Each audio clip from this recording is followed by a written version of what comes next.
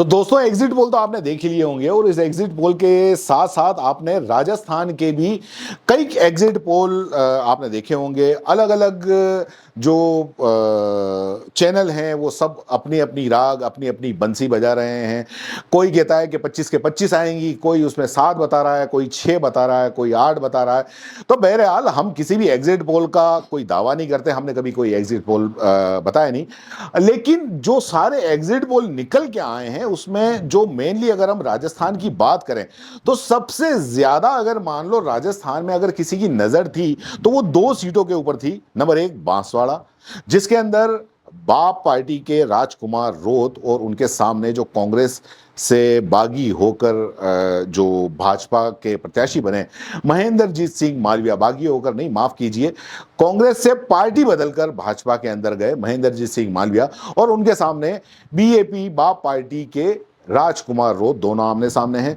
तो एक तो उसका, और दूसरा बाड़मेर जैसलमेर से जो रविंद्र सिंह भाटी हैं उन पर सबकी नजर है। सबकी से मतलब ये कि देश के कई बड़े बड़े राजनीतिक विशेषज्ञ हैं, राजनीतिक बड़े बड़े लोग हैं, उनकी नजर है कि इस माहौल के अंदर ये जो 2 निर्दलीय हैं, एक तरीके से निर्दलीय क्योंकि रविंद्र सिंह भाटी तो पूरी तरीके से निर्दलीय हैं, और जो ये राजकुमार रोत हैं वो भी उनकी नई नई पार्टी है, भारत आदिवासी पार्टी, और आखिर में जाके उन्होंने मतलब जो नामांकन खत्म हो रहे थे उसके ठीक एक दिन पहले या उसी दिन उन्होंने इंडिया अलायंस से गठबंधन किया था।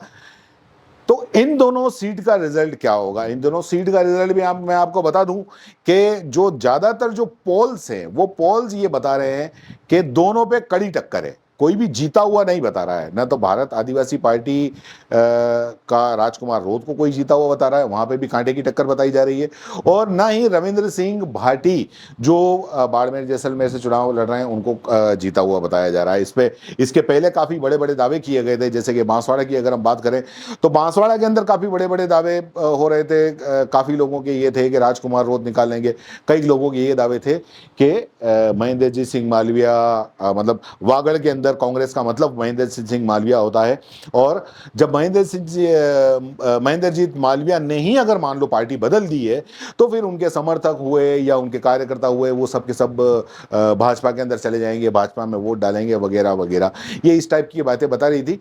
लेकिन जो सही बात है, जो सही है, तो टक्कर इसमें कोई दो राय नहीं कि कांटे की टक्कर है।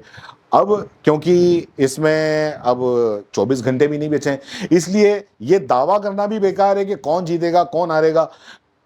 कल हम आपको इसकी खास रिपोर्ट हम आपको बताएंगे, लाइव आएंगे सुबह 8 बजे, और आपको सुबह 8 बजे से लाइव बताएंगे। इन दोनों सीटों के ऊपर हमारी नजर रहेगी और हम आपको बताएंगे कि इन दोनों सीटों पे कौन कितनी बढ़त लिए हुए है। और आप जरूर इस पे लाइव रहिए, और हाँ, चैनल को सब्सक्राइब कर दीजिए ताकि नोटिफिकेशन आप तक पहुंच जाए, नई खबरों का भी पहुंच जाए। हम इस बार बेवाग राजस्थान के अंदर नए नए काफी प्रयोग कर रहे हैं।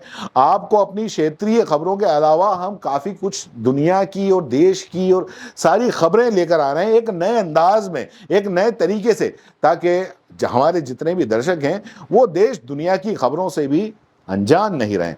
तो इजाजत दीजिए, कल सुबह 8 बजे आपको लाइव में मिलेंगे। धन्यवाद। जय हिंद, जय भारत।